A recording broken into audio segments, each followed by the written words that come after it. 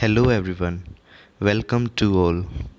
In this video, we will learn about what is Om, as told by Adiguru Prakriti in her own words.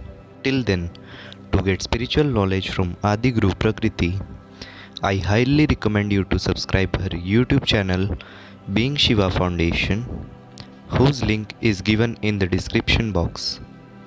I also suggest you to visit her website so that you can take online courses from Adiguru Prakriti. What is Om? According to physics laws, light is made up of photons. A photon is a type of elementary particle. The quantum of electromagnetic field, including electromagnetic radiation such as light, and the force carrier for the electromagnetic force. The photon has zero rest mass and always moves at the speed of light within a vacuum. Photons can be present in very dark room, and even when you are sitting in the sunlight all day long, not even two photons may hit your body, as not all light particles are truly photons. Most are just mediums like air, water, dust, smoke particles, shining or reflecting some other photon nearby. If your state of being is of unconditional love, then your physical body will naturally attract lots of photons that are nearby to you. Whether you are sitting in a dark room full of photons, or you are sitting out in the sunlight, or maybe in a cloudy weather, all photons will be attracted to your DNA of each cell and will be absorbed by it. This fact has been proven scientifically by Dr. Glenn Rain, who is considered to be the reincarnation of Einstein. Photons are also called as life starters because photons can create the DNA spiral and can create any life form, may it be of a plant or bug or bird or animal or human. Photons are creators of life. It's lights or photons. As human bodies, we know sun create light or photons.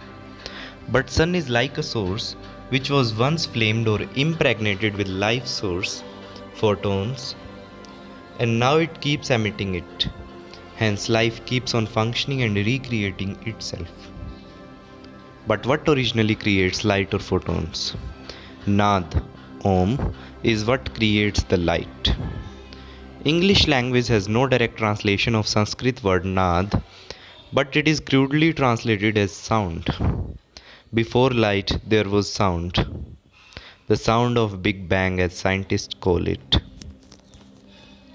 Universe came into formation as Nad or Om. Sound happened. But sound is something that is heard, that is tangible or physical waveform, which goes into your ears and then you hear it. Nad or Om is the exact opposite of that.